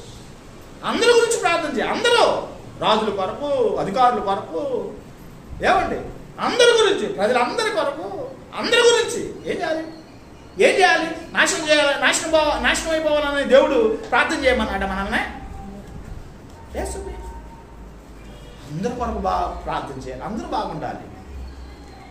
అందరికి ఆహారం దొరకాలి, అందరికి ఇళ్ళు ఉండాలి, అందరికి ఉద్యోగాలు ఉండాలి, ఏమండి అందరూ బాగుండాలి అని కోరుకోవాలి. వాళ్ళ గురించి మనం ప్రార్థన చేయాలి. కోపము మానము, ఆగ్రహము విడిచిపెట్టు, వ్యసన పడకము, అది నీ కీడుకే కారణము. కీడు కారణం అన్నది. కీడు తన కోపమే తన శత్రువు. కీడు. ముందుకు వెళ్ళిపోతాం. 7వ అధ్యాయం, కీర్తన 7:11. న్యాయమును బట్టి ఆయన తీర్పు తీర్చును, ఆయన ప్రతి దినము కోపపడువాడు. ఎవరండి ఆయన? యేసు దేవుడు కోపడుతున్నాడండి. ప్రతిదినం కోపడుతున్నాడు. ఎందుకు కోపడుతున్నాడు ఆయన? మన మీద ఎందుకు కోపడుతున్నాడు? ప్రతిదినం కోపడుతున్నాడు. ఎందుకు కోపడుతున్నాడు ఆయన? ఆయన మాట వింటలా. ఆయన మాట వినకుండా మన ఇష్టం వచ్చినట్టు జీవిస్తున్నాం. ప్రతిదినం ఆయన చేస్తున్నాడు. ఆయన కోపడుతున్నాడండి. కోపడుతున్నాడండి. కొడతాడండి. మన బిడ్డలు మన మాట వినలేదు. మనం ఏం చేస్తామండి? మనం ఏం చేస్తాం? కొట్టేస్తామండి. ఇంట్లో గెండి వేస్తామండి. మన మాట వినకపోతే, ఎంత చెప్పినా వినకపోతే కోపడిపోతామండి, కొట్టేస్తామండి. 30వ అధ్యాయం, కీర్తన 35. ఆయన కోపము నిమిషము మాత్రం ఉండును, ఆయన దయ ఆయుష్కాలం అంతా ఉండును. ఏమండి? ఆయన కోపము నిమిషము మాత్రం ఉండును, ఆయన దయ ఆయుష్కాలం అంతా ఉండిద్ది. ఆయన కోపం ఎంతవరకు ఉండిద్ది? ఆయన కోపం నిమిషం. బా, మన కోపం అంతరింద్రియాలలో సుఖ నివాసం చేస్తుంది. జాగ్రత్త. ఆయన కోపం ఎప్పటి వరకు ఉండిద్ది? ఆయన కోపం, దేవుడి కోపం ఎప్పటి వరకు? నిమిషం. మనం కొట్టేస్తామండి. పిల్లలు ఏడుతూ ఉంటారు, ఏడుతూ ఉంటారు, ఏడుతూ ఉంటారండి. గిలకలు తణుకులాడుతూ ఉంటారండి. ఏమండి? ఏడు ముఖం పెట్టుకొని ఉంటా ఉంటారండి. ఎక్కెక్కి ఏడుతూ ఉంటారండి. కన్నీళ్ళు కారుతూ ఉంటారండి. ఎవరు దొరకకుండా ఎటు ఏడుతూ ఉంటారు. మనం ఏం చేస్తామండి? తల్లిదండ్రులు అయినటువంటి మనం ఏం చేస్తామండి? మరి ఆడికి వెళ్ళి ఏం చేస్తామండి? అదే కొట్టాను, పట్టందమ్మండి, పట్టన్నారా అని ఏమన్నా ఏం చేస్తామండి? మనం ఎత్తుకుంటామండి, దాటామండి. దేవుడు కోపం పడుతుందండి. ప్రతిదినం కోపడతాడండి ఆయన. ఆయన మాట వినాలండి మనం. ఆయన మాట వింటే ఆయన కోపడతాడు. అసలుకే ఆయన కోపం అప్పటి వరకు ఉండిద్దంటండి. నిమిషం మాత్రమే ఉండిద్ది ఆయన కోపము. ఎఫెసీయులకు రాసిన పత్రిక 6:4 తండ్రులారా మీ పిల్లల కోపం రేపక ప్రభువు యొక్క శిక్షలోను బోధలోను వారిని పెంచుడి అన్నాడండి. తండ్రులారా మీ పిల్లల కోపం రేపక. కోపం రాకూడదు పిల్లలకే. కుటుంబంలో మన పిల్లలకి ఏమి రాకూడదు? కోపం రాకూడదు. కోపం రాకుండా ఉండాలంటే మనం ఏం చేయాలి? ప్రభు యొక్క శిక్షలోను బోధలోను మన బిడ్డలు ఏం చేయాలండి? పెంచాలి. అర్థమవుతుందండి? మన పిల్లల కోపం రాకుండా ఉండాలంటే, కోపం రాకుండా ఉండాలంటే ప్రభు యొక్క శిక్షలోను బోధలోను మన బిడ్డలు ఏం చేయాలి అంటే పెంచాలి. అపోస్తలుల కార్యం 7:54 మనం చూసినట్టయితే ఏమండి? అపోస్తలుల కార్యం 7:54 వారు ఆ మాట విని కోపముతో మండిపడి అతనిని చూచి పండ్లు కొరికిరి. అబ్బా, ఎవరి మీద అండి? స్టెఫెన్ మీద అండి. పళ్ళు కొరికేదండి. అక్కడ పరిశీలి శాస్త్ర ప్రజలందరూ కూడా, యూదులందరూ కూడా ఏం చేశారండి? మొట్టమొదటి హతసాక్షి అండి స్టెఫెన్.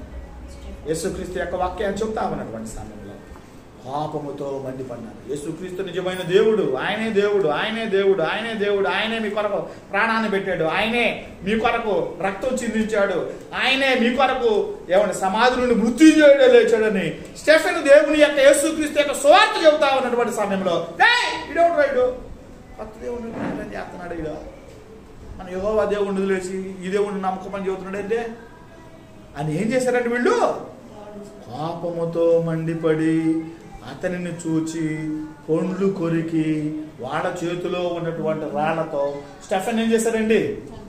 కొట్టే రువ్వేరంటండి. రాళ్ళలో రువ్వేరంటండి. వాళ్ళు చూసారండి, రాళ్ళు రువ్వేశారండి. స్టెఫెన్ ఏమైపోయాడండి? చనిపోయినట్లుగా మనం చూస్తున్నాం. పరిశుద్ధ గ్రంథంలో ఇంకా మనం చూసినట్లయితే ఏమంటే మత్తయి సువార్త 5:22 నుండి 25 వరకు మనం చూసినట్లయితే ఏమంటే దేవుని సన్నిధికి వచ్చామని మనం ఇంట్లో పోట్లాడి తగాదాడి మన ఎదురింటి వాళ్ళతోనో పక్కింటి వాళ్ళతోనో తగాదాడాము, పోట్లాడాము, ఎగబడ్డాం, కొట్టాం, వచ్చాం, దేవుని సన్నిధికి ఏమి ఎరగ నంగలాగా వచ్చేసాం.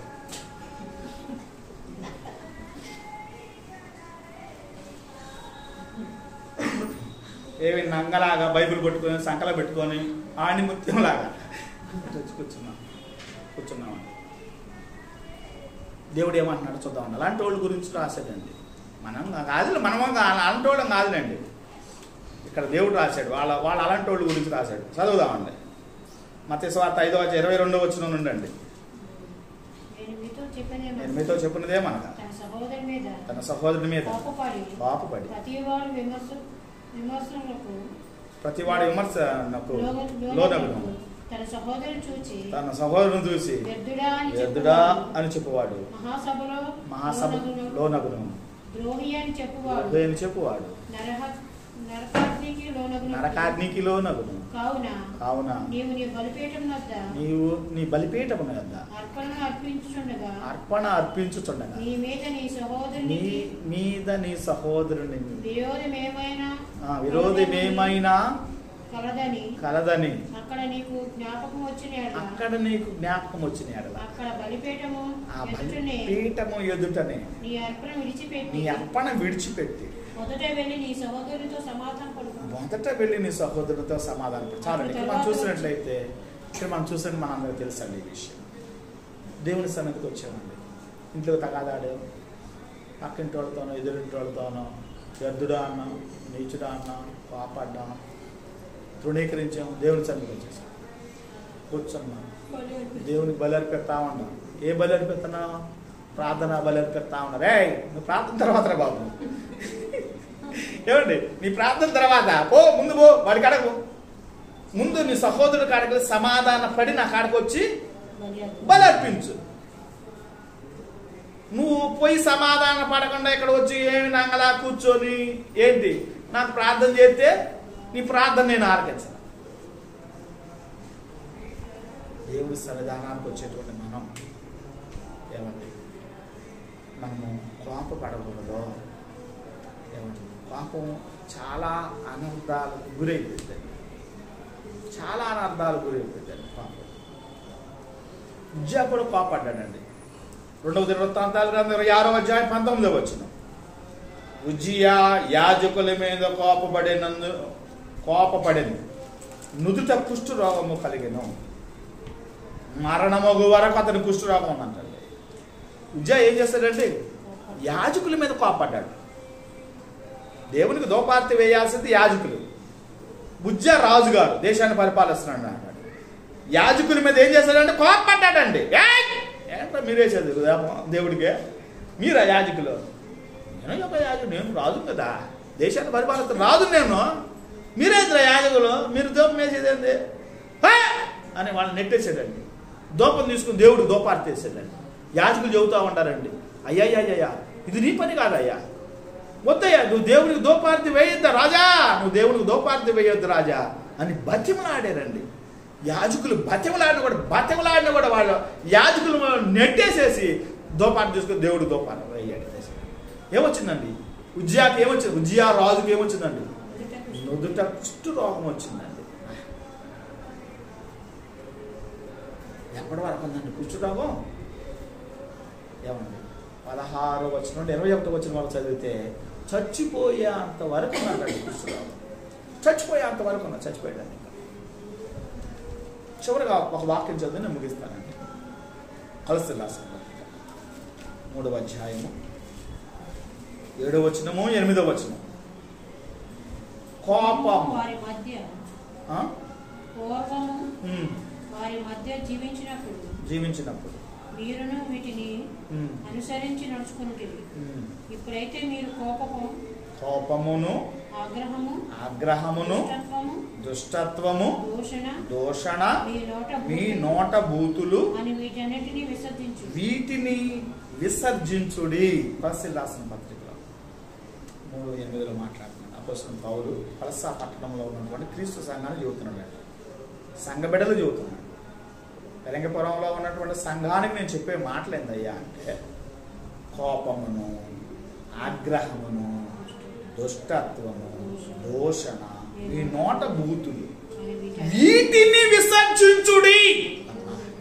విసర్జన మన శరీరంలో నుంచి విసర్జన చేస్తామండి రోజు. ఏంటి అండి, ఏం చేస్తాం? రోజు విసర్జన చేస్తాం. ఏం చేస్తాం? మూత్రం విసర్జన చేస్తాం.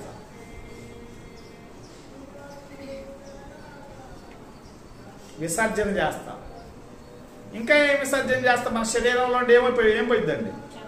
చెమట కూడా పోయిద్దండి. ఇంకేం పోయిద్దండి?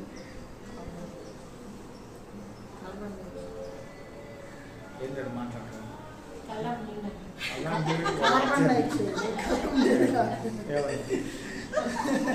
ఏమండి పుష్టికోడు పోయి, పుష్టికోడు విసర్జన అండి. పుష్టికోడు ఏమని చేసిద్దండి? ఏం చేసిద్దండి?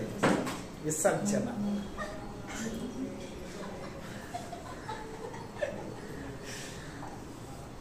శరీరములో నుండి ఇవన్నీ కూడా విసర్జించాలి. శరీరం భూమి మీద బ్రతకాలి అంటే ఇవన్నీ విసర్జించాలి. ఇది విసర్జించాలి, ఇది విసర్జించాలి, చెమట అనేది విసర్జన ఉండాలి. ఎప్పుడైతే వీటిని విసర్జిస్తావో నువ్వు బ్రతుకుతావు భూమి మీద. విసర్జన జరగలేదనుకో, ఇది చెమట విసర్జన జరగలేదనుకో, మూత్రపిండాలు పాడైపోయిన వాళ్ళు ఉండాలండి. ఏమండి, కిడ్నీలు పాడైపోయిన వాళ్ళు ఉండాలండి. కిడ్నీ బాగుంటేనే విసర్జన అనేది సక్రంగా జరిగింది. నాకు తెలిసిన చాలా మంది వ్యక్తులు నేను చూశాను. కిడ్నీలు బాగా వాళ్ళు, ఏమంటే కిడ్నీలు పాడైపోయిన వాళ్ళు. ఇది రాదండి. వారానికి 2-3 సార్లు హాస్పిటల్ వెళ్ళి ఆ ఇంజక్షన్ అనేది పడితే అవి బయటకు వచ్చేస్తాయి, బ్రతుకుతారు. ఆ ఇంజక్షన్ పడలేదనుకోండి చచ్చిపోతాడు. మనిషి శరీరంలో నుండి ఈ 3 విసర్జన జరగాలి. 1, 2 చెమట అనేది విసర్జన జరగాలండి. ఎప్పుడైతే జరిగిద్దో మనిషి బ్రతుకుతాడండి. లేకపోతే ఏమైపోతాడండి? ఆ వ్యక్తి చచ్చిపోతాడండి, ఉండడం భూమి మీద. అదేవిధంగా ఆత్మ సంబంధమైనటువంటి పురుషుడు బ్రతకాలి అంటే ఏమి విసర్జించాలో చెబుతున్నాడు ఇక్కడ. కొలస్సా పట్టణంలో ఉన్నటువంటి క్రీస్తు సంఘ బిడ్డలతో పౌలు గారు మాట్లాడుతున్నాడు. కోపమును ఆగ్రహమును దుష్టత్వము దూషణ మీ నోట బూతులు వీటిని విసర్జించుడు. విసర్జన చేయాలి. ఏమండి విసర్జించాలండి. దీనికి వెళ్తామండి, దాని జోలు పోతావా? దీనికి వెళ్తామండి, దాని జోలు పోతావా? చెమట బయటకు వచ్చి దాని జోలు పోతావా? పాము కదండి, పోతావా? పాము కదండి. భూగర్భంలో దాన్ని వదిలేసేస్తాము, భూమి మీద దాన్ని తినేసేసి దాని జోలు బావండి. కాలుకి అంటుకుంది అనుకోండి, అదే అంటుకున్నాను, కాలుకి అంటుకున్నాను, ఏం ఎరగనట్టు వచ్చేసావు ఇంట్లోకి. ఏమొచ్చింది నీ దగ్గర? వాసన అండి. అరే ఇల్లంతా వాసన వస్తుందిరా, ఏంద్రీ ఇదే వాసన, ఇప్పుడే ఇల్లు కడిగింది. తీరా చూసేలాగా ఈ కాలుకి ఏమంటుకుందండి, టెంట్ అంటుకొని వచ్చాడండి. వాసన. దాని జోలు బాగకూడదండి, దాని జోలు పోయామనుకోండి దేవండి. వీటన్నిటిని కూడా మనం ఏం చేయాలయ్యా అంటే విసర్జించాలి, దాని జోలికి పోకూడదు. ఏమంటే క్రైస్తవుడు బ్రతకాలి అంటే, ఒక క్రైస్తవుడు దేవుని బిడ్డగా జీవించాలంటే, ఒక క్రైస్తవుడు దేవుని సన్నిధానంలో చిరకాలం ఉండాలి అంటే ఏం చేయాలో తెలుసండి? వీటిని విసర్జించాలి. కోపాన్ని విసర్జించాలి, ఆగ్రహాన్ని, దుష్టత్వాన్ని, దోషణ, మీ నోట బూతులు, ఈ 5 కూడా ఏం చేయాలంటే విసర్జించాలి. ఉండకూడదు, మనలో ఉండకూడదు, మనలో ఉండకూడదు. శివునెత్తురు లేనోడు రాయుడు అంటా ఉంటారు చాలా మంది. వీడు శివునెత్తురు లేదరా, ఏంటంటే కోపడలేదురా, నోట్లో ఏం పెట్టాడు అసలు, ఏం మాట్లాడలేదు వీడు, అనుమతి అసలు ఏం మాట్లాడదు, వీడికి ఏం లేదు, శివునెత్తురు లేదురా అంటా ఉంటారు చాలా మంది. కూడా లోపల లేనోళ్ళలాగే ఉండాలి మనం లోకంలో. వీటన్నిటిని కూడా మనం ఏం చేసేవండి? యేసయ్య నమ్ముకున్న తర్వాత వీటన్నిటిని కూడా ఏం చేసేవాడు? మనం విసర్జించేవాడు. దాని జోలు బాగుండండి, దాని జోలు పోకూడదని మనం అసలు పెంటతో సమానం దాని జోలికి పోతే. అర్థమవుతుందండి? దాని జోలికి పోతే ఏమండి దాంతో సమానం అయిపోతామండి దేవుని దృష్టిలో.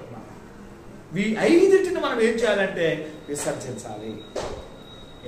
కయ్యేను కోపడ్డాడండి, కయ్యేను కోపడ్డాడండి, దేశదిమ్మరైపోయాడండి, తమ్ముడినే చంపాడు. కోరాహు దేవుడి మీద కోపడ్డాడండి. ప్రాణాలతోనే సజీవంగానే భూమి నోరు తెలిసి కోరాహుని 250 మందిని మింగేసింది. మిరియాము కోపడిందండి దేవుడి మీద, కూర్చొచ్చిందండి. పొతిఫరు కోపడ్డాడు, పశ్చాత్తాపడ్డాడండి. బిలాము కోపడ్డాడు, గాడిని కొట్టేశాడు, గాడి ద్వారా వాడి బుద్ధి చెప్పినట్టుగా మనం. ఇస్కరియోతు యోధా కూడా కోపడ్డాడండి, నాశనానికి గురి చేసుకున్నాడండి. పరిసయ్యులు కోపడ్డాడండి. ఏమన్నా దేవుని యొక్క కోపం ఎలాంటిదయ్యా అంటే ఏమైనా కోపడతాడండి దేవుడు. ఆయన కోపం ఎలాంటిదండి? నిమిషం మాత్రం కోపడతాడు, సహజ కోపం వచ్చిందండి. యజమాడు కోపం వచ్చిందండి. ఎవరి కోపం రాదా? యజమాడుకు రాదా? కుటుంబాన్ని ముందుకు కొనసాగించే యజమానుడికి రాదా కోపం? ఎందుకు కోపం వచ్చింది? కుటుంబాన్ని గాండ పెట్టాలి, అందుకు కోపం వచ్చింది యజమానుడికి. అర్థమవుతుందా? చెప్పే మాటలు అర్థమవుతుందా? దేవుడు కోపం వస్తుంది, ప్రతిదినం కోపడతాడు దేవుడు. ఎందుకు కోపడతాడు? కోపపడటానికే. ఆయన కోపం ఎప్పటి వరకు ఉంటుంది? నిమిషమే. పిల్లల కోపం రేపకుండా ప్రభు యొక్క శిక్షలో బోధనే పెంచాలండి. మన బిడ్డలని కోపం రేపకుండా ఏం చేయాలండి? ప్రభు శిక్షలో బోధలో పెంచామనుకోండి, ప్రభు శిక్షలో బోధలే పెంచాలి. కోపడ్డారు, చాలా మంది కోపడ్డారు, ఏమైపోయారు? కోపానికి తగిన ప్రతిఫలం పొందారండి. కోపం వల్ల చాలా నష్టానికి గురైపోయారండి. ఏమండి యూదులు స్టెఫెన్ మీద కోపడ్డారు, రాళ్ళు చంపేశారండి, చాలా పశ్చాత్తాపడ్డారండి. ఏమండి